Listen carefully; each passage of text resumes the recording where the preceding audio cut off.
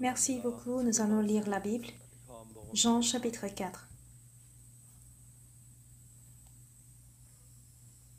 Jean chapitre 4 à partir du verset 5.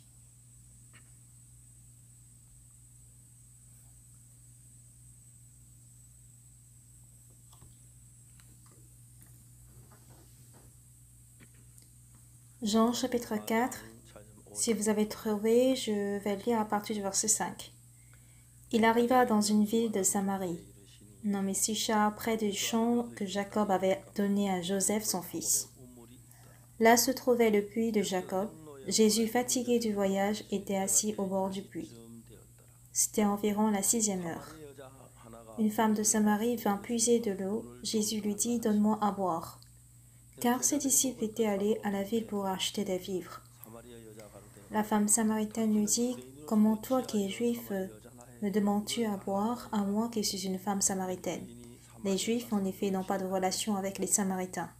Jésus lui répondit, « Si tu connaissais le don de Dieu, qui est celui qui te dit, « Donne-moi à boire », tu lui aurais toi-même donné à boire, et il t'aurait donné de l'eau vive. » Seigneur, lui dit la femme, « Tu n'as rien pour puiser, et le puits est profond. D'où aurais-tu donc de cette eau vive?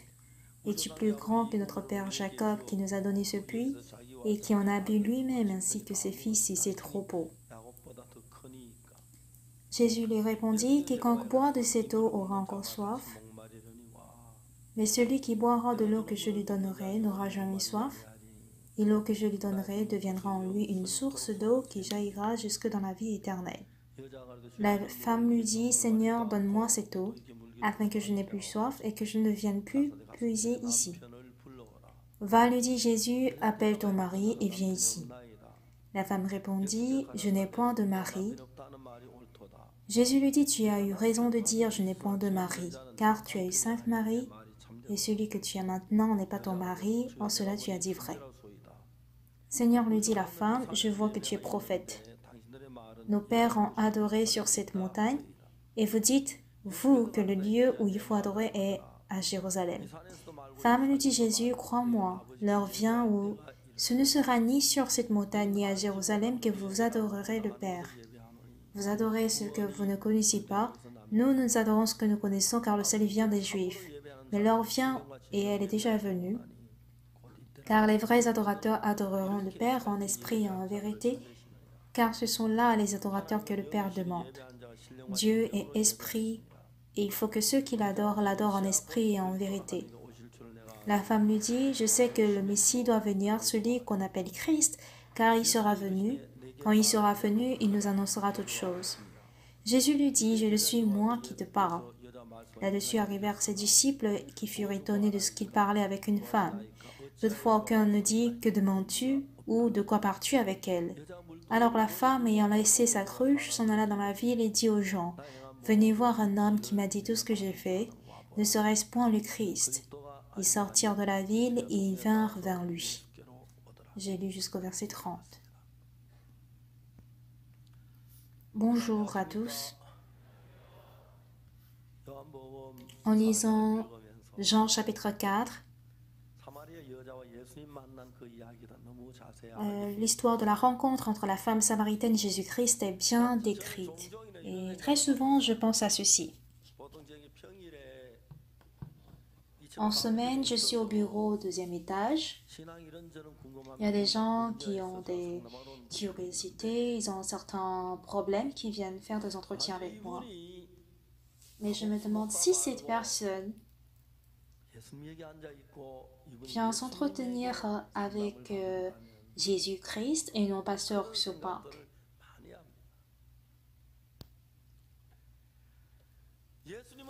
Ce n'est pas que les gens changent en apparence en rencontrant Jésus-Christ. Avant de rencontrer Christ, ils ne savent pas, mais en rencontrant Christ, ils se disent « Ah, j'ai vécu de manière stupide. Pourquoi j'ai vécu sans savoir ceci? J'ai été trop stupide, moi. J'étais trop idiot. » Ils ressentent beaucoup ceci, de même que moi. Alors, toutes les actions de l'homme proviennent du cœur. Mais qu'est-ce qui se trouve à l'intérieur du cœur? La plupart des personnes ferment leur cœur. Du coup, il est difficile de comprendre pourquoi il me parle de cette manière. Il est difficile de comprendre, mais si on cherche à comprendre, on finit par se dire, ah, c'est parce qu'il a très faim qu'il me parle dans le but de trouver à manger. Celui-là, c'est parce qu'il est en difficulté, qu'il est venu trouver de l'aide. Sans qu'on ne lise le cœur de cette personne, sans qu'on ne médite sur le cœur de la personne, on ne peut pas comprendre. Et si on connaît le cœur, voici, on peut savoir ce qui se trouve, c'est-à-dire l'intention que cette personne a en me parlant. Mais si on finit par rencontrer Jésus-Christ, qu'on n'a jamais rencontré auparavant, il y a choses inimaginables en Jésus-Christ et ce qui est en lui pénètre aussi dans mon cœur. Au premier abord, en lisant la Bible et en étudiant la Bible, je trouvais vraiment incroyable l'histoire de cette femme samaritaine. Jésus, il est vraiment incroyable. Tu as eu 5 maris, mais le mari avec lequel tu es n'est pas vrai, ton véritable mari, donc tu as eu raison. Cette femme a eu 5 maris. J'ai essayé de dessiner le cœur de cette femme samaritaine. Lors de sa naissance, après sa naissance, elle s'en va à la crèche, ensuite au cours primaire, au collège, au lycée, ensuite à l'université. Elle aurait certainement un rêve. Je porterais une si belle robe de mariage pour me marier à un mari très grande taille. Ma femme dit chaque fois que je cours de taille, et je profite maintenant d'en parler. Donc, elle aurait ce genre de rêve. En général, les femmes, avant leur mariage, elles rêvent de ça. Porter de belles robes, aller dans les salles de mariage, et rêvent à cette scène. Nous ne connaissions pas pourquoi, mais en tout cas, elle s'est mariée avec le premier mari, et après quoi, elle divorce avec lui. Finalement, elle rencontre un second mari. La dernière fois, mon premier mari était trop pressé en caractère, mais celui-ci, il est patient et il est comme un homme. C'est ainsi qu'elle a vécu avec deuxième, troisième, quatrième, cinquième mari et finit par divorcer avec le cinquième mari et elle vit avec le sixième mari avant de rencontrer Jésus-Christ. Jésus connaissant bien au sujet de cette femme, elle a vu que cette femme avait soif de quelque chose. Et quand je vois comment il résout ce problème étape par étape, ça m'étonne beaucoup. Donc en conclusion, cette femme, je ne pense pas qu'elle ait rencontré ou qu'elle ait causé avec Jésus-Christ plus d'1 heure. Mais voici comment cette femme change catégoriquement. Donc tout pasteur souhaiterait voir le changement de quelqu'un qui est colérique, qui est méchant, qui était dans la débauche, changer en une bonne personne. Pas vrai? Donc j'ai essayé de voir qu'est-ce qui a poussé cette femme à changer. Et quelle parole de Jésus a pu changer cette femme? Est-ce donne-moi de l'eau à boire qui a changé cette femme? Je peux aller aussi en évangélisation pour dire, sœur, donne-moi un verre d'eau. Et elle dit, ah, le voici. Et c'est pas ça qui l'a fait changer, pas du tout. Et elle reste toujours la même sœur.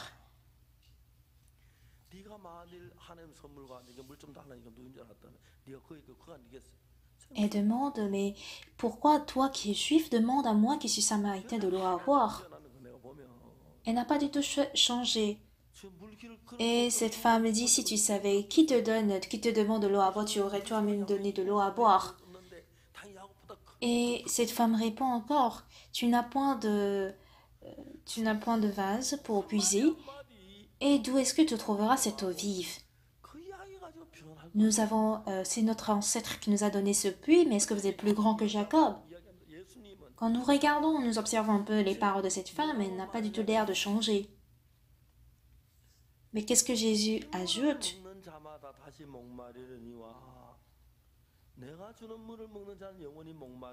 Tout ce qui boira de cette eau aura encore soif, mais celui qui boira de l'eau que je lui donnerai n'aura jamais soif, mais deviendra une source d'eau qui jaillira jusque dans la vie éternelle.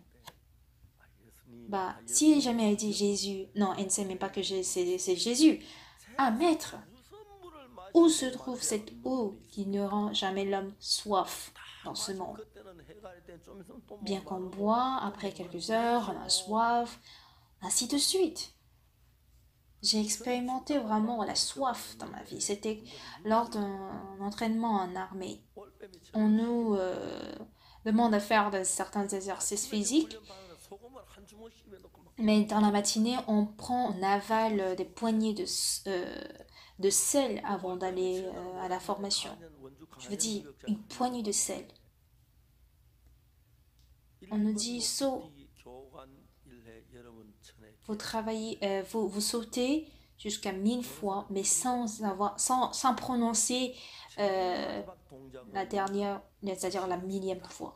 C'est-à-dire, on saute en comptant 1, 2, 3, on compte 999, et il ne faut pas qu'on dise 1000, mais il y a forcément quelqu'un qui dise 1000. Donc, on recommence à partir de 1. Et c'est pas une seule personne qui surveille, il y a environ certains surveillants parmi nous qui vérifient. On a une bouteille de 1 litre, mais nous buvons plus de 10 bouteilles parce qu'on transpire énormément. Quand on boit, on a soif, on boit, on a soif, on boit, on a soif, et on perd tout le sel dans le corps, que notre corps n'est plus assaisonné du tout. Donc, du coup, j'ai beaucoup expérimenté la soif en cette période. J'avais tellement soif que je voulais même boire de l'eau qui était sale. Je ne pouvais pas supporter cette soif, parce qu'on transpire extrêmement beaucoup. Celui qui boira de cette eau n'aura jamais soif, mais celui qui boira de l'eau que je lui donnerai deviendra une source d'eau qui jaillira jusque dans la vie éternelle. Il y a une personne qui buvait toujours de l'alcool. Et cette personne donnait une excuse de boire cet alcool. Bon, je pense que c'est une excuse. Il a participé à la guerre de Vietnam. Et quand il s'en va dans la jungle pour une certaine vérification et qu'il revient, il dit que s'il boit en tout cas cette bière, il n'a pas soif, alors que de l'eau potable, ça lui rend soif. En tout cas, il dit qu'il arrive à supporter la soif quand il boit de la bière. Bon, c'est comme s'il est en train de nous donner des excuses pour boire de la bière. C'est parce qu'il veut boire de la bière qu'il boit, pas vrai? Et après, il a témoigné qu'il a arrêté de boire. Donc, où peut-on trouver vraiment de l'eau qui ne nous rend pas soif? C'est vraiment absurde. Et si nous lisons cette Bible est tellement intéressante. Pourquoi? Parce qu'il est écrit dans la Bible, dans 1 Pierre chapitre 1 verset 23, puisque vous avez été régénérés, non par une semence corruptible, mais par une semence incorruptible, par la parole vivante et permanente de Dieu. Dans ce monde, il y a toutes semences. Des semences de fleurs, des semences de céréales, des semences de blé, des semences de l'homme. Après mariage, la femme reçoit, disons, la semence de son mari, et après fécondation, cela crée l'homme. Mais dire que nous sommes nés de nouveau, Qu'est-ce que ça veut dire? Après que nous sommes nés avec cette chair, nous recevons en tout cas l'esprit. Pourquoi nous voyons beaucoup de pasteurs coréens à à la télé en Corée de nos jours?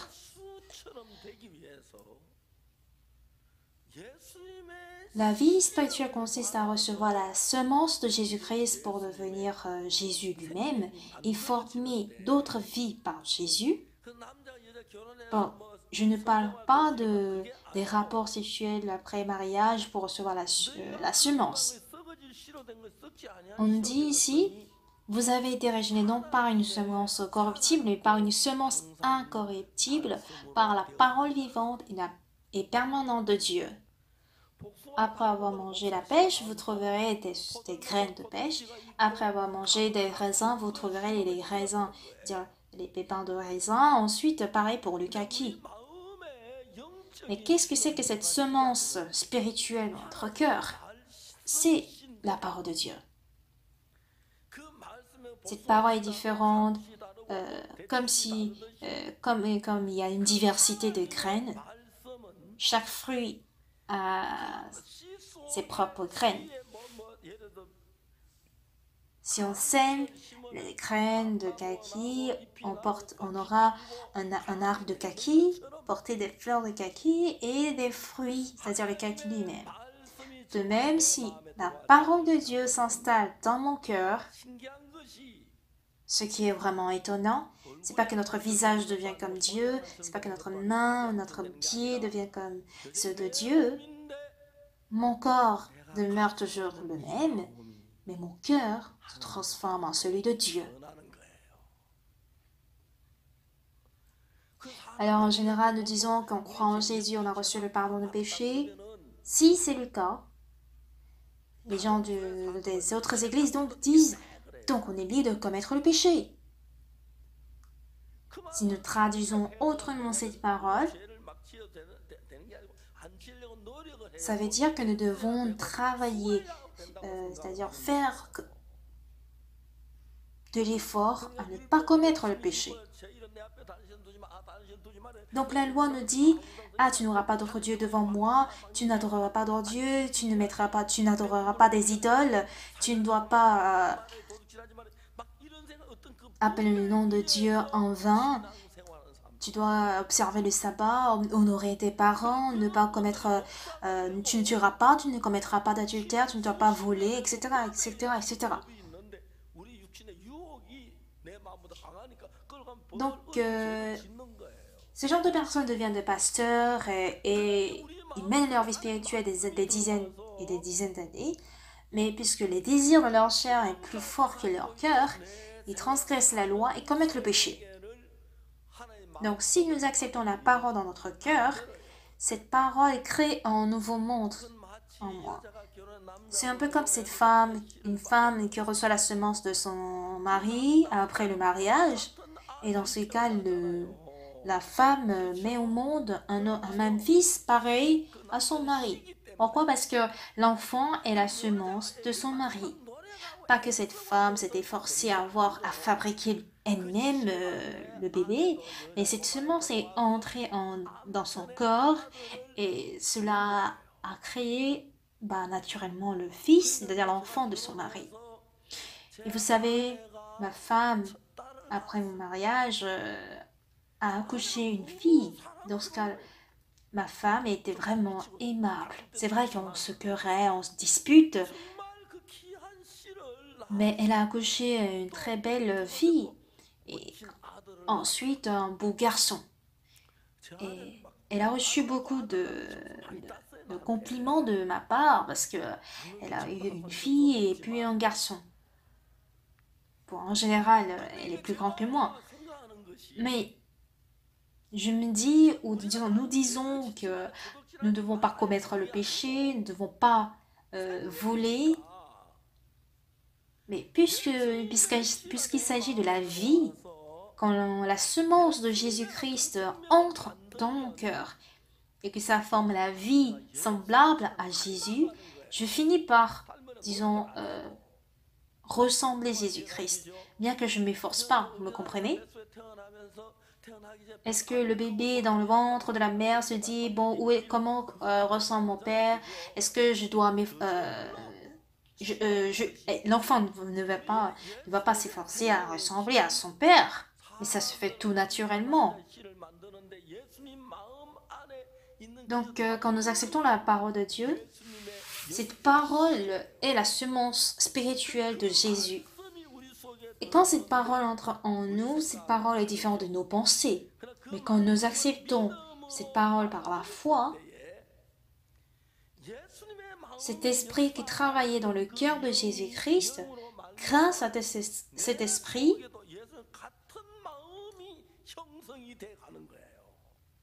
le même cœur que Jésus se forme en moi. C'est-à-dire que je me transforme en une autre personne qui ressemble à Jésus-Christ. Sans quoi, les gens qui ne connaissent pas ça, ils observent les 10 commandements. Première loi, je ne dois pas avoir d'autres dieux. Je ne dois pas adorer des idoles. Je ne vais pas appeler le nom de l'Éternel en vain. Je dois respecter le sabbat, honorer mes parents, ne pas commettre le meurtre, ne pas commettre l'adultère, ne pas voler, ne pas mentir, ne pas avoir de convoitise. Ce n'est pas le cas. Quand la parole pénètre dans mon cœur,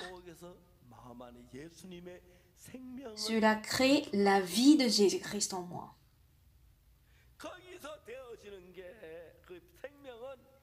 Et en ce qui concerne la vie, je ressemble à mon Père, que je le veuille ou pas, pas vrai? Oui, je ressemble à mon Père. Voici comment ça se fait. Parce qu'il s'agit de la semence. Alors à présent, Jésus-Christ,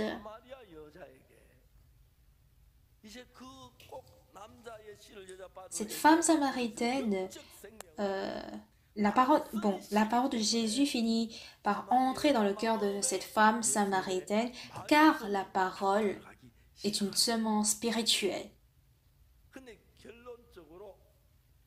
En fait, on comprend la chose, mais on ne comprend pas à la fois. Je te donnerai de l'eau, celui qui boira de l'eau que je lui donnerai n'aura jamais soif, mais sera en lui une source d'eau qui jaillira jusque dans la vie éternelle. Celui qui boira de cette eau n'aura plus jamais soif. Ce rapport est un rapport très important. Quand on écoute la parole de Jésus-Christ d'une part, on se dit mais c'est pas compréhensible, c'est absurde.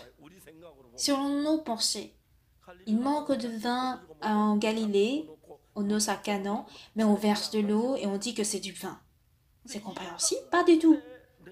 Je comprends pas du tout, mais pour que je sois en avec Jésus, je dois dire quoi? Ah, mais ça c'est de l'eau. Et Jésus dit non, ça c'est du vin. Jésus dit, pour nous, en tout cas la fille de Jairus est morte. Et Jésus dit non, elle dort. Ce n'est pas du tout logique du tout. Le malade 38 ans dit, je peux pas marcher, mais Jésus dit non, tu peux marcher, marche. Alors, en croyant en Jésus et en lisant la Bible, ce que j'ai trouvé incroyable, c'est que je pouvais accepter ce qui correspondait à mon cœur. C'est-à-dire, si les paroles de Jésus me conviennent. Mais au fur et à mesure que je mène ma vie spirituelle, la vérité de Jésus a raison. Et mon idée semble avoir raison, mais au final j'ai tort, seul Jésus a raison. Au départ, je ne comprenais pas. Mais quand je laisse de côté ma méthode, mes voies et mes méthodes et mon cœur, et que j'accepte la part de Jésus-Christ, Jésus se met à travailler en moi. Dans la Bible, il apparaît plusieurs histoires de la sorte. Dans Jean chapitre 8, on parle de la femme flagrant délit d'adultère. Cette femme d'adultère a été failli lapider à mort, mais on la présente à Jésus. Là, les scribes et les pharisiens demandaient à Jésus-Christ, Maître, cette femme a été flagrant délit d'adultère. Moïse nous a ordonné de lapider une telle femme, mais Maître, que dis-tu? Mais là, Jésus-Christ écrit à la main sur la terre, et après il dit, celui d'entre vous qui est sans péché, jette le premier la pierre contre elle. Il y a eu une grande masse qui avait écouté cette histoire-là sur place.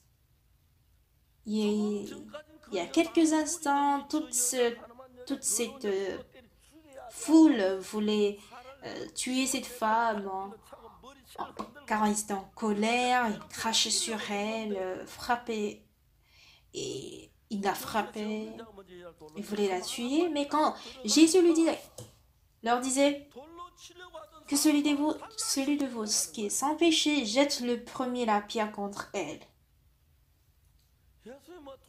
Jésus n'a pas dit, ok, jette la pierre, ne jette pas la pierre. Toute cette grande foule a eu honte depuis que la parole de Jésus est entrée en eux. Ils ont eu peur, ils ont eu honte. Ils sont reculés petit à petit, car Jésus a dit que celui de vous qui est sans péché, jette le premier la pierre contre elle.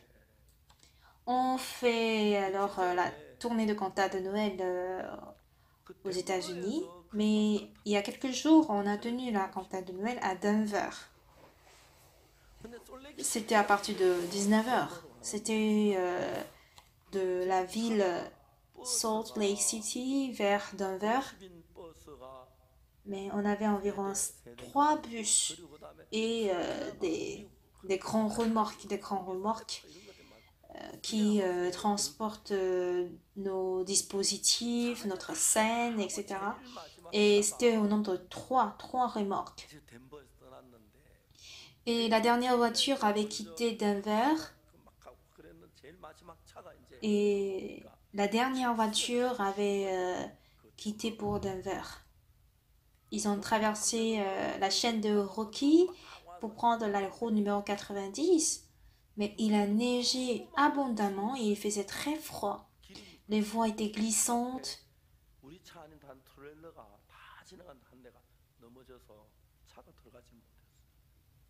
Il y a d'autres camions qui sont passés, mais un camion ne pouvait pas passer parce qu'il y a eu un accident en route.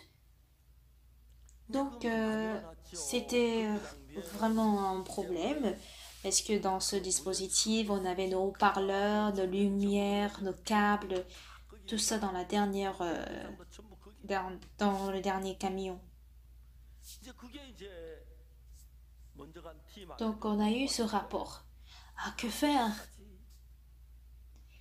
Finalement, cette voiture, c'est-à-dire cette remorque, ne pouvait pas venir par la route 80.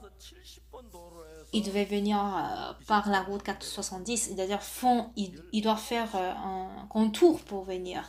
Et ça prenait 19 heures. Il neigeait toujours et ça prenait 19 heures. Et il ne pouvait pas arriver à l'heure du tout, du tout. Et le soir-là, il y avait 4000 personnes qui sont venues à la cantate. C'était vers 18 heures et le jour-là, il faisait, je crois, 0 degré ou 1 degré. Parce que les gens avaient froid, ils ont demandé à ce que le public puisse entrer dans l'amphithéâtre. Et à 18 heures déjà, on a fait entrer le public. Mais le problème, c'est quoi? Les règles de la scène aux États-Unis sont très très sévères. Et ceux qui ne sont pas, disons, des apparitions ne sont pas autorisés à monter sur la scène.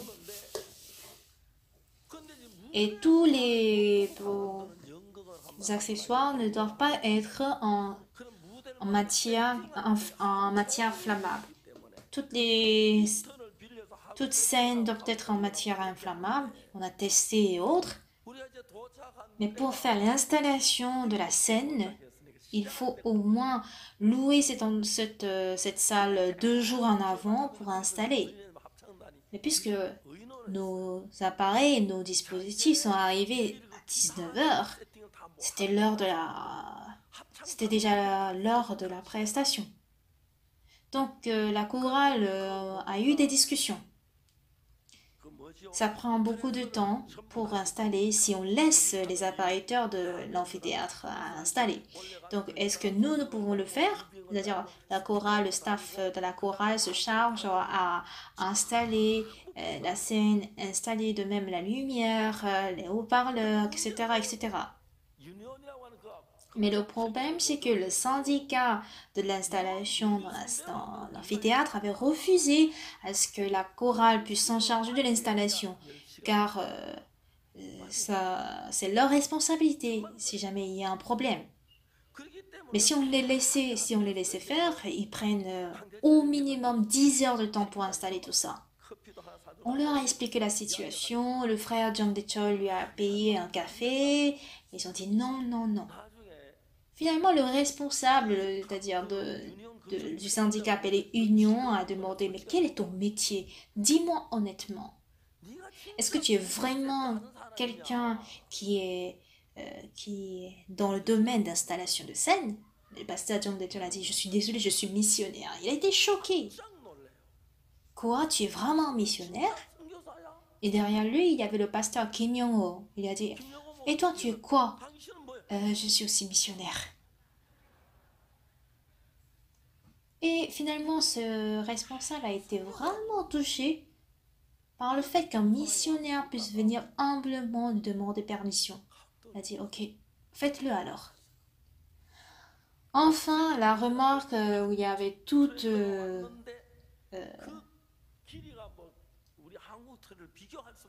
tous les dispositifs de la scène étaient arrivés et la longueur de cette remorque ne peut pas être comparable avec celle de la Corée. C'est vraiment long, c'est vraiment grand, mais en tout cas, tous les membres de la chorale s'est entraînés à faire descendre, à décharger les objets. Et dans 10 minutes, ils ont fait décharger toute une grosse maison. Et les gens de Union ont pris des photos, des vidéos, les sœurs aussi qui prennent des barres, l'autre qui prend l'écran, l'autre qui prend les haut-parleurs, les lumières, etc., etc. Ils avaient fait des répétitions en fait sans qu'il n'y ait de l'appareil jusqu'à plus de 4 fois. Et exactement dans 40 minutes, ils ont fini l'installation alors que ça prend normalement toute une journée. Mais ce qui est encore plus étonnant, c'est que ça n'a pas eu du tout d'erreur. Ils sont tous devenus des techniciens. Et le public a été, disons, témoin de l'installation de la première scène. Ils ont tous applaudi. Enfin, la lumière s'est éteinte et le pasteur Terry est venu faire l'animation pour dire ah bien aimé, merci de votre attente. Ils ont tous applaudi et finalement le spectacle a commencé à partir de 20 heures. Au milieu, il y a le moment de prêcher la parole et souvent c'est 30 minutes. Le pasteur Pat Pamela a été très content de pouvoir prêcher la parole. Il a dit Choi Yuan, viens devant. Et il est venu, témoigne un peu. Ah, j'ai été piqué par le scorpion, j'étais mourant, mais voici, je suis guéri par la foi. Ils ont fait beaucoup d'interviews. Et certains disaient que j'ai reçu le pardon de mes péchés, etc., etc. Pour toute notre vie, si au moins une personne reçoit le salut à travers moi, c'est vraiment grand. Mais je ne peux pas garantir que les 4000 personnes qui ont assisté à ce spectacle ont reçu le salut, mais la plupart ont reçu le salut. La chorale veut même abandonner leur vie pour faire ce travail assez précieux. Comme vous le savez bien, aux États-Unis, les situations ne sont pas aussi bonnes.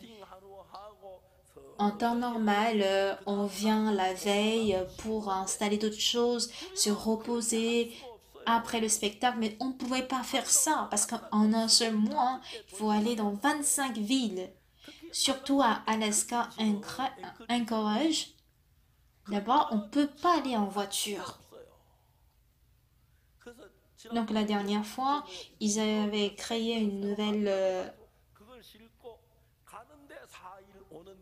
nouvelle scène uniquement pour ça et ça prend 4 jours pour arriver là. Mon fils m'a dit, papa, on peut plus aller là-bas 2 fois encore. On a alors, disons, loué des remorques, mais avant d'aller, ça a été tombé en panne, en pleine ville de New York. Donc, c'était possible de pouvoir réparer et repartir. Et ça nous a donné beaucoup de joie. Parce qu'on imagine si jamais c'est tombé en panne de New York au Canada, en traversant le Canada pour aller à Alaska. Si jamais ça tombe en panne en pleine montagne où il n'y a même pas, il y a pas d'habitants, parce que vous voyagez toute une journée et il n'y a même pas un seul habitant. Et si là-bas, ça tombe en panne, on va mourir de froid.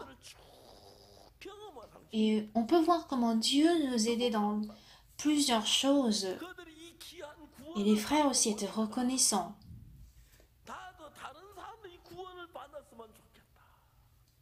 Quand on reçoit le salut, on se dit quoi? Ah, j'aimerais que d'autres personnes reçoivent le salut, que ma femme reçoive le salut, que mon mari reçoive le salut, mon petit frère, ma petite soeur, mon père reçoivent le salut. Et on va plus loin pour dire qu'on voudrait que les citoyens des États-Unis puissent recevoir le salut. Et quand notre cœur est rempli de cette ambition-là, c'est plus à l'aise de vouloir visiter seulement 15 villes pendant un mois.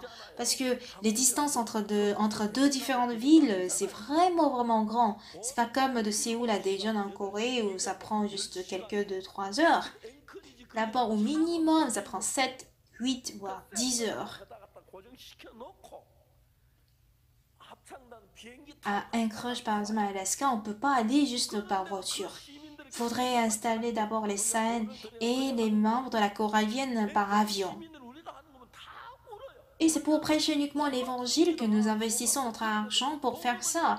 Et tous les habitants d'Anchorage avaient pleuré encore et encore, disant que merci, merci, merci. On voit à quel point ils acceptent cela avec tout leur cœur. On ne le fait pas juste comme ça. C'est vraiment fatigant, c'est vraiment épuisant. On voyage pendant 19 heures en route et quand ils avaient pris un retour, ils avaient contourné vers la route 70 pour venir à 19 heures. Ce n'est même pas une petite voiture, mais des grosses remorques. Donc imaginez un peu à quel point ça a été dur de venir avec la neige qui tombe. Et j'étais vraiment reconnaissant envers le pasteur Park Yong-ju parce que il a volontairement voulu conduire sur cette remorque alors que c'est beaucoup plus dangereux. Et je me dis, ah, il y a ce genre de pasteur aussi. Le cœur que nous avons actuellement, bien que ça peut être, disons, un bon cœur, on peut pas, disons, construire une maison avec des papiers, n'est-ce pas? Oui, on peut construire des maisons en papier, mais si jamais il y a un vent qui souffle et ça bouge, voilà pourquoi nous construisons nos scènes de maisons nous construisons des maisons en béton ou en bois, en tout cas avec des briques, n'est-ce pas? Quand nous menons notre vie spirituelle aussi, très souvent c'est comme du papier, des maisons en papier. Donc, quelle que soit notre détermination, on est très facilement envahi par les tentations du diable et commettre le péché.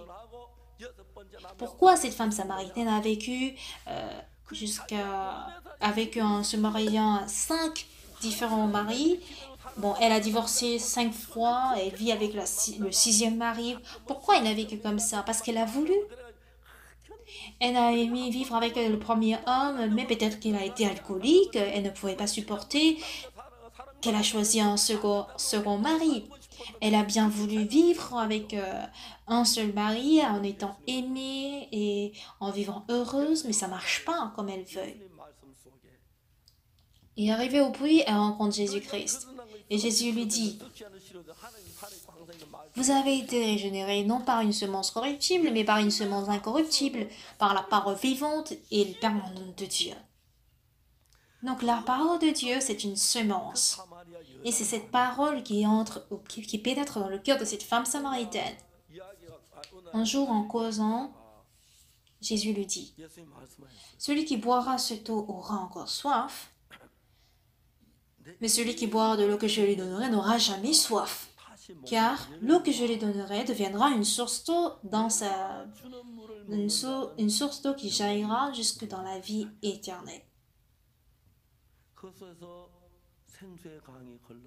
Et quand il le dit, mais qu'est-ce qu'il raconte? C'est absurde. Mais quel genre d'eau peut empêcher l'homme à ne pas avoir soif? Qu'est-ce qu'il raconte? En général, on peut se dire ça. Mais cette femme se dit, elle a cru en ses pensées, elle a vécu selon ses méthodes. Voici comment elle a vécu, sans être même aimée par un seul mari. Mais quand la parole de Dieu, la parole de Jésus-Christ lui est parvenue, c'est vrai que cette parole ne lui plaît pas. Ce serait très difficile si elle était quelqu'un de très riche, quelqu'un d'intelligent, quelqu'un qui a été aimé par son mari. Elle veut vivre en étant aimée par son mari, avoir des enfants, former un bon foyer, mais elle a échoué. Et finit par accepter la parole de Jésus-Christ qui ne lui convient pas du tout. C'est ça. Bien-aimé, si vous cherchez à vivre bien, en étant aimé par votre mari, en donnant aussi l'amour à votre mari. Ah, si je vis pour mon mari, ça marchera. Et là, on sera heureux. Donc, cette femme a vécu ainsi. Il y a des choses imprévues qui se produisent. J'arrive pas à m'entendre avec mon mari. Mon mari me déteste. On finit par divorcer. J'ai supplié au départ les gens qui voulaient divorcer de ne pas divorcer. De ne pas divorcer, en tout cas pour leurs enfants. Donc, quand j'écoute la parole de ceux qui divorcent une fois, deux fois, parfois j'ai envie de dire, il faut pas divorcer, mais parfois c'est difficile de dire, il faut pas divorcer. Parce que quand je écoute la parole des couples qui sont vraiment à un cas extrême, ils ont même envie de tuer. Et je me dis, si on laisse, ils vont finir par s'entretuer.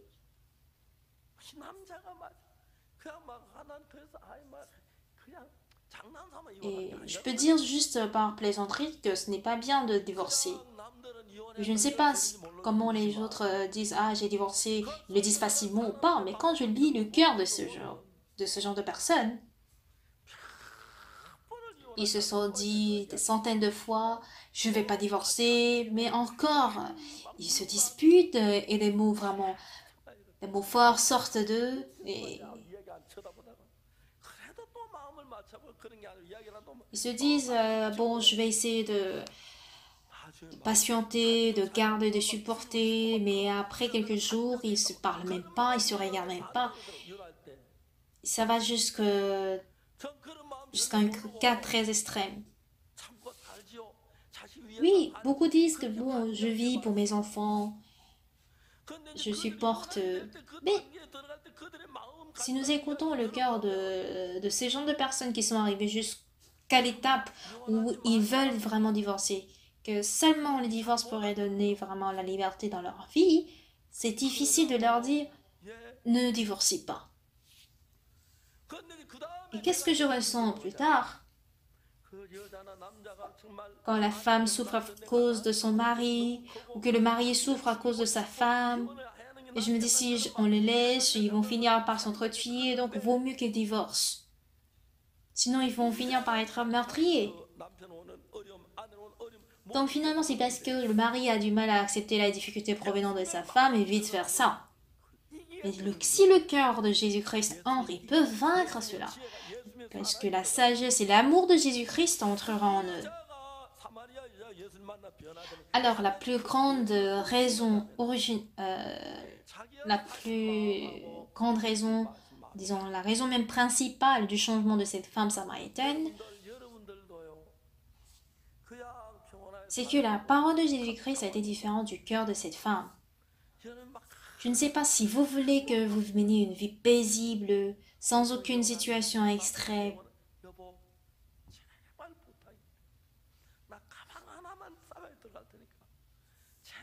Il y a des femmes qui supplient leur mari. S'il te plaît, je t'en supplie, je vais juste prendre un bagage et partir. Donc, donne-moi vraiment la liberté. Laisse-moi partir. Pourquoi? Parce qu'on ne peut pas supporter la douleur. Et ils sont vraiment nombreux, ce genre de personnes. Mais le cœur de Jésus peut vaincre la méchanceté, ça peut vaincre même les ténèbres, les tentations, la douleur, les soucis, les lamentations. Donc Jésus ne dit pas, il faut endurer, il faut aimer ton mari. Non, cette étape-là, cette parole ne change pas du tout la situation.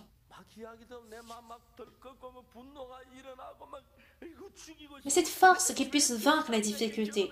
Si nous écoutons la parole du diable, on s'est dit, on a la colère, ah bah, j'ai envie de le tuer, pourquoi je me suis mariée à ce genre d'homme? Je dis souvent ceci, il y a une sœur dans notre église. Après le divorce, elle vit avec sa fille, à deux. Un jour, elle est venue chez moi, et ma femme a parlé à cette sœur. Ah, Samini, j'aimerais parler de mon divorce.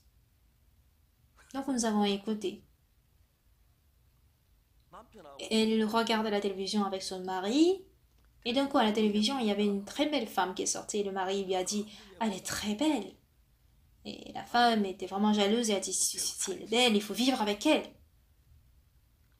Et qu'est-ce que le mari a dit? Tu sais quoi? En fait, avant de te rencontrer, je sortais avec une femme qui était très belle. Elle était très belle, même qu'elle était même candidate de... Elle pouvait même être candidate de Miss Corée. J'ai j'ai aimé vivre avec elle, mais j'ai fini par me marier avec toi. Tout ça, c'est du mensonge, d'accord? Même par plaisanterie, euh, ma femme, par exemple, peut dire, ah, je sortais avec un, un homme qui était comme, qui était aussi beau qu'un acteur de film.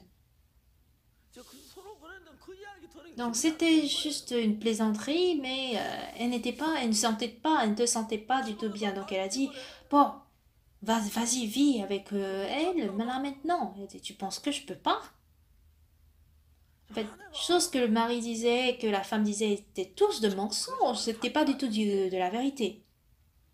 Mais pourquoi vous avez divorcé?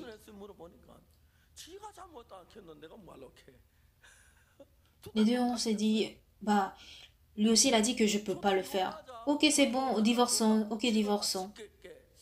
Signe, je vais signer. Je signe. Et ils ont divorcé ainsi.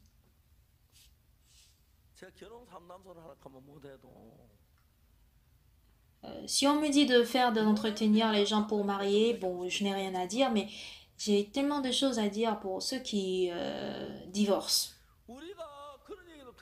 Ce qui est vraiment erroné chez les Coréens, c'est quoi? Les hommes vont au travail, soit ils font des affaires, ils gagnent de l'argent par-ci et par-là. Ils sont euh, ils travaillent de façon très claire. Mais quand il s'agit de divorce, ils divorcent avec leurs sentiments, leurs émotions. Quand il s'agit des affaires, ils ne pensent même pas aux émotions, aux sentiments, mais ils sont très stricts pour servir leurs clients. Mais quand il s'agit de leurs femmes, c'est juste que avec des émotions. Après mon mariage, j'ai disputé aussi avec ma femme. Ma femme a dit qu'elle ira à Séoul, à Kimcheon, de Kimcheon. Elle lui a dit, vas-y, va-t'en. Elle a ouvert l'armoire et elle fait sortir les couvertures. Je pensais qu'elle voulait, elle voulait ramasser aussi les couvertures, mais c'était le moment de laver les couvertures.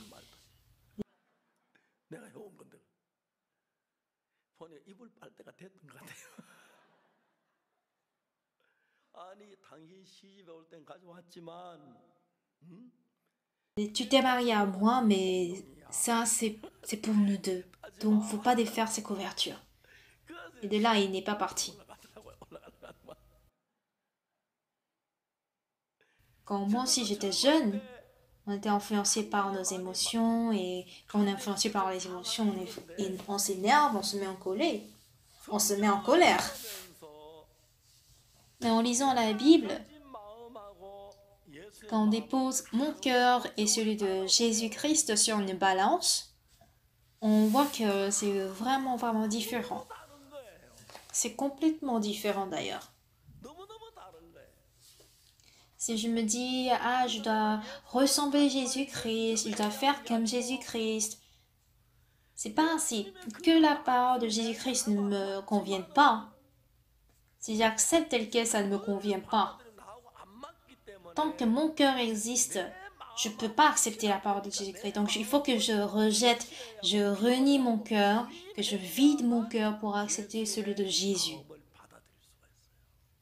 Jésus dit, quiconque me suit, quiconque veut me suivre doit se renier et porter sa croix. Pas vrai? Alors vous et Jésus. Jésus et le frère Kim.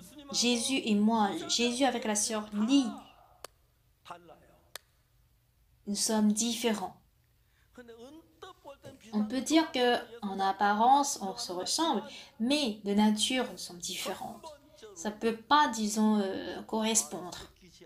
Ça se heurte au contraire. Moi, je cours vers le plaisir et le désir, alors que Jésus n'est pas le cas. Donc, quand je ne peux pas accepter la parole de Jésus-Christ dans mon cœur, je dois pas pouvoir accepter la parole de Jésus-Christ en laissant mon cœur tel quel. Ça, ce n'est que du mensonge si on le fait. Comprenez-vous? Vous comprenez, n'est-ce pas? Donc, si cette femme samaritaine a reçu la parole de Jésus-Christ, ça signifie qu'elle s'est reniée. Désormais, elle laisse la parole de Jésus-Christ conduire son cœur. C'est ainsi que nous disons que la parole est une semence. Alors, quand nous acceptons une parole de Dieu dans notre cœur, c'est pareil comme notre salut. On sait très bien qu'on a péché, on sait qu'on a menti, qu'on a volé, on a commis énormément de péchés. Quand je me regarde, je suis absolument un pécheur. Mais Jésus dit que je suis pur, je suis juste, car il est mort à la croix. Je sais que Jésus-Christ est mort à la croix, je sais que je suis pécheur. Mais cette pensée qui me dit que je suis pécheur ne quitte pas de ma pensée. Je peux beau dire qu'il est mort pour mes péchés à la croix, mais si je suis accusé par mes péchés et que j'ai toujours peur, je ressens que je suis pécheur, oui, c'est vrai. Cependant, quand Jésus dit que son sang à la croix nous a justifiés de tous nos péchés, et que nous acceptons cette parole, on devient juste. Toutefois, quand on garde toujours notre pensée, ah non, selon moi, je suis pécheur. J'ai quand même la conscience. Comment puis-je dire que je suis pécheur? J'ai commis tel et tel péché. Comment puis-je dire, ou puis-je oser dire que je n'ai pas ce péché? Je suis pécheur jusqu'à la fin. Puisque Jésus-Christ est crucifié à la croix, il a lavé mes péchés, je suis juste et propre. Oui, par la Bible, on le sait. On chante des cantiques que par son sang, nous avons été sanctifiés. Mais dans mon cœur, j'ai l'accusation. Et je viens de le dire quelques jours, que j'ai rencontré une dame qui avait 36 ans aux États-Unis. Et elle a dit qu'elle venait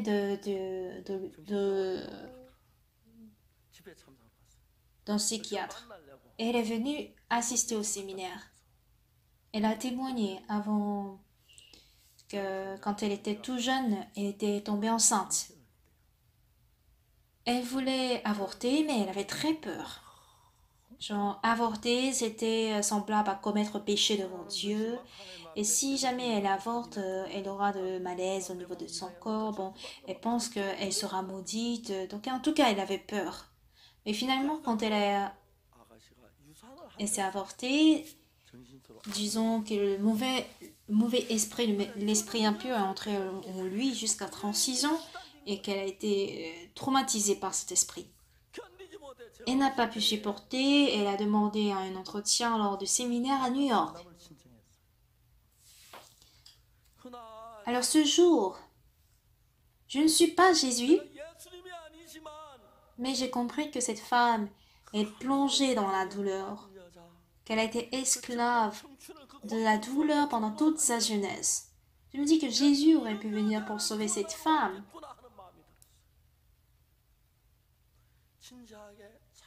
Avec le cœur d'amour, bien qu'elle soit, disons, enveloppée physiquement, Mais je vois qu'elle était dans la peur, donc je lui ai prêché l'évangile. Elle a pu croire que ses péchés ont été pardonnés. Même le péché d'avortement, le péché de meurtre, le péché d'adultère, tout ceci. Alors que tout ce péché avait été en poids dans son cœur. Et son visage a changé, son visage et la couleur de sa peau aussi a changé. Les autres semblent, si nous regardons en apparence, c'est comme s'ils sourient, ils sont heureux, ils portent des beaux vêtements, ils préparent de bons plats, ils mangent, ils prennent de bonnes voitures, mais leur cœur est toujours saisi par le péché, le poids de ce péché. Alors, Jésus-Christ est justement venu pour nous libérer de ce péché. Pas que nous devons aller à l'église pour observer les lois, les 10 commandements, faire de bonnes œuvres, mais la vie de Jésus-Christ doit entrer en nous. Le cœur de Jésus-Christ doit entrer en nous. Et nous croyons en cette parole. Dieu a promis à Abraham de donner un fils quand il avait 99 ans. Tu ne donneras pas le nom de Sarai, tu ne diras pas à ta femme que son nom est Sarai, mais plutôt Sarah. Je lui donnerai un fils, car je lui donnerai un fils. Et Abraham dit, mais comment un homme qui a 100 ans pourrait avoir un enfant, Sarah qui a 90 ans? Donc quand il se voit aussi, cela n'a pas de sens, c'est absurde. Mais un jour, son cœur change. Ah, si Dieu me promet de donner un enfant, alors j'aurai un enfant bien que j'ai 100 ans. Elle a dit aussi à Sarah, où est Sarah? Elle est dans la tente. Et Sarah dit, je suis aussi vieux, je suis aussi vieille, mon maître aussi est vieux, comment est-ce que je pourrais avoir un enfant? Et Sarah rit. Pourquoi tu ris? Y a-t-il chose impossible à Dieu? Et là, Sarah change de cœur. Si Dieu le Tout-Puissant le dit, je peux aussi avoir un fils. Cette foi que j'aurai aussi un fils malgré mon âge avancé a été formée en elle. Elle a chassé tout cœur qui disait que je ne pourrais pas avoir d'enfant. Si Dieu travaille, qu'elle soit vieille ou qu'elle soit jeune, il peut l'avoir, n'est-ce pas? Même avec les pierres, Dieu pouvait former les enfants, la postérité d'Abraham. Donc, du moment où elle croit en Dieu, elle se dit quoi? J'étais vieille, je ne pouvais pas avoir d'enfant, même j'étais stérile, je ne pouvais même pas tomber enceinte, mais Dieu, si Dieu le veut, je peux aussi avoir. Son cœur change automatiquement. Au départ, quand Dieu lui a dit, tu auras un fils, non, je suis trop vieille. La parole de Jésus dit, lève-toi, prends ton lit et marche, non, mes pieds sont tous secs. Ah, ça c'est un vin, non, ça ce n'est que de l'eau pure. Toute la parole de Jésus-Christ sont rentrées en nos pensées. Et si on se dit un jour, voilà, mes pensées ont tort. Si Jésus dit que c'est du vin, c'est du vin. Si Jésus dit que j'aurai un fils, je l'aurai. Toute parole de Jésus-Christ s'accomplit telle qu'elle. Quand cette foi s'installe dans notre cœur, c'est la vie de Jésus-Christ qui travaille. Nous allons vaincre cette parole qui nous empêche de croire que nous aurons un fils et on aura cette foi comme quoi j'aurai un fils. Voilà pourquoi la parole est considérée comme la semence. Quand j'écoutais la parole de la Bible pour la première fois, je ne croyais qu'en ce qui était possible. Quand le temps passe, c'est vrai que je crois en ce qui était possible, mais je me dis, si Dieu travaille, des choses impossibles aussi peuvent être possibles. Si Dieu, il est tout puissant, pourquoi il ne peut pas faire ça? Si je le crois, il travaille. La foi grandissait dans mon cœur. Et quand cette foi grandissait, je pouvais avoir un problème qui ressemble à des montagnes, de grosses montagnes d'ailleurs. Mais je me dis quoi? Jésus est avec moi. Jésus a pardonné mes péchés, il est avec moi. Alors Jésus aussi est avec moi. Si Jésus est en moi, il peut résoudre ce problème-là, alors que moi, je ne peux pas le faire. Quand je pense au nom de Jésus-Christ, et à partir du moment que Jésus-Christ vit dans mon cœur, toute peur, toute tentation, tout péché, tout mal seront chassés, seront rejetés dehors, et seule la vie de Jésus-Christ peut me conduire. Quand je ne connaissais pas ce monde de la foi, Je regarde les 10 commandements. Je me dis, je ne dois pas voler, je ne dois pas commettre l'adultère, je ne dois pas mentir, je ne dois pas avoir des convoitises, etc., etc. Et ça, c'est mon travail. Quand la femme samaritaine a accepté la parole de Jésus-Christ, voici de merveilleuses offres de Dieu qui se manifestent. Et plus j'y pense, je trouve ça incroyable. Parce que chose inimaginable pouvait se réaliser devant moi. Waouh!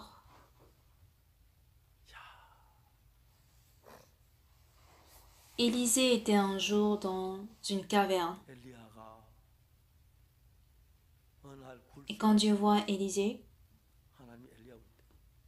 oui, il n'y a que moi qui est resté. Et on cherche même ma vie. Et Dieu dit à Élisée, j'ai laissé 7000 personnes qui ne se sont pas agenouillées devant Baal. Ah bon, Dieu? Lève-toi, dit Dieu. Donc Élisée s'est levé. Il est allé vers Achab. Il a eu peur qu'il serait mis à mort devant Achab. Mais tant qu'il a eu l'assurance que Dieu était avec lui, il n'avait pas peur d'Achab. Est-ce toi qui as importuné Israël? C'est pas moi. C'est toi et la maison de ton père.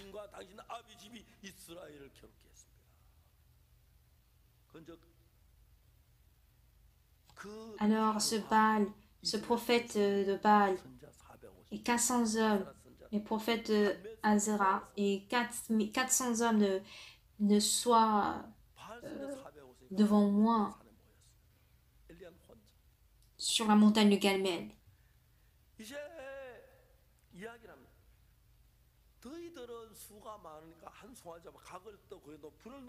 Mais moi aussi, je vais prier pour... il a demandé une proposition. Vous êtes nombreux, vous allez essayer de mettre de feu sur les bois sans mettre du feu. Je le ferai de même. Et on verra quel Dieu va répondre en premier. Et les 400 prophètes de Baal ont prié, Baal, réponds-nous, Baal, réponds-nous. Dieu, il est là. Mais qui ne peut pas répondre? Qui peut répondre même là? Jusqu'à l'après-midi, ils essayaient d'égorger même le veau. Ils devenaient presque fous.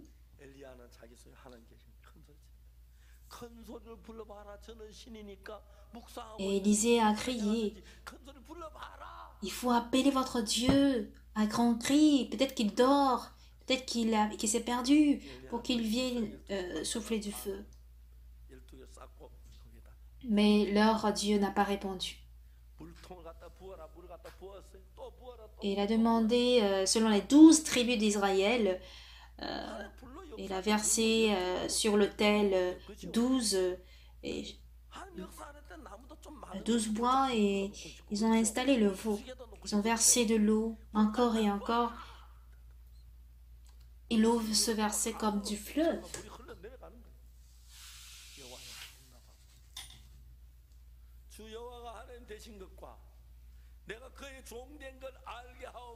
Et quand il a prié à ce que l'Éternel puisse répondre, pour montrer que l'Éternel Dieu est le Dieu Tout-Puissant, c'est là que le feu descend du ciel.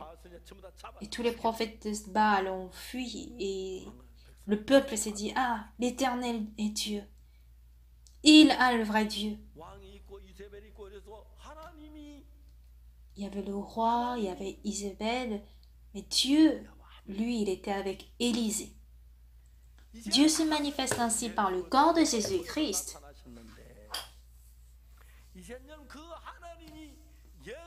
À la manière dont Dieu s'est manifesté au travers Jésus-Christ, il désire travailler au travers de nous. Donc, si nous voulons être comme Dieu, il faudrait que nous ayons le même cœur que Dieu. Si nous acceptons la parole de Dieu, on devient un avec lui. Celui qui boira cette eau aura encore soif, mais celui qui boira de l'eau que je donnerai n'aura plus jamais soif. La femme samaritaine lui a dit, « Seigneur, donne-moi de cette eau, afin que je n'ai plus soif et que je ne vienne plus ici puiser de l'eau. » Donc ce n'est plus des calculs, des pensées provenant d'elle, mais elle croit en la parole de Jésus-Christ telle qu'elle. Donc c'est la parole de Jésus-Christ qui s'installe dans le cœur de Jésus, dans le cœur de cette femme. Cette parole a chassé le mal, les pensées de convoitise, les pensées de la haine. Et vu qu'elle devient un avec le cœur de Jésus-Christ, elle peut même abandonner sa cruche, courir vers le village pour appeler les gens et dire que « Ah, j'ai rencontré Jésus-Christ, le Messie, viens le voir ». Et prêcher l'évangile à tant de personnes. Et elle prêchait plus qu'un missionnaire de l'église Mission de la Bonne Nouvelle, parce que en un demi-journée, c'est-à-dire tous les habitants du quartier ont reçu le salut. Jésus-Christ était resté 2 jours avec ces païens, avec cette samaritaine, avant de partir. Voici comment Jésus a changé cette femme samaritaine et on voit comment Dieu a travaillé. Pas que nous devons nous efforcer à ne pas pécher, pas que nous devons nous efforcer à ne pas commettre le péché, pas que nous devons nous efforcer à faire du bien, à donner la dîme et garder les 10 commandements. Et si nous acceptons la parole de Jésus-Christ, cette parole est une semence. Cette vie de Jésus-Christ dans cette parole, quand vous l'acceptez dans votre cœur et que cette parole conduit ma vie, je mènerai pareille vie que Jésus-Christ. Par conséquent, beaucoup de fidèles témoignent et prient. C'est vraiment, vraiment touchant. Le pasteur qui est à Denver a témoigné. Il n'y a pas assez de fidèles à Denver. Mais imaginez que 4000 personnes qui sont venues et sont reparties. Comment ils vont faire?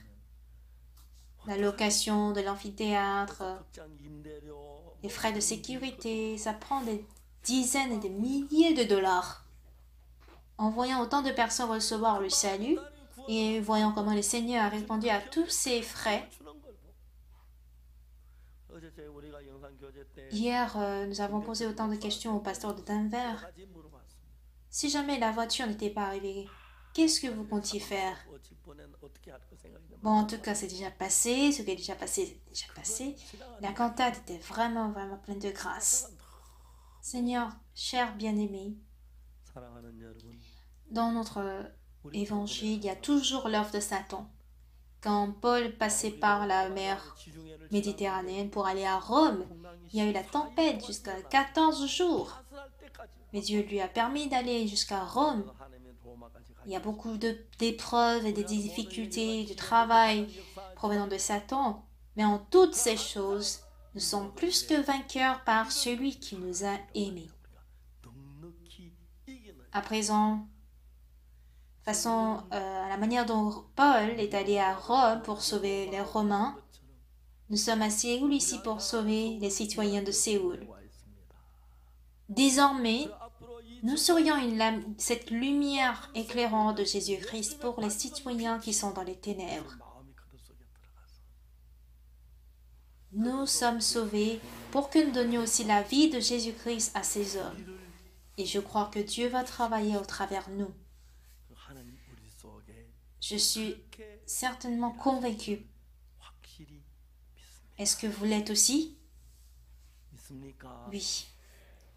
Puisque ma pensée est différente de la pensée du Seigneur, quand j'accepte la vie de Jésus-Christ en moi, ce sera la vie du Seigneur lui-même qui sera installée dans notre cœur pour avoir le même cœur que Jésus-Christ, vivre la même vie que Jésus-Christ. Et je crois que nous allons rendre gloire à Dieu. Prions.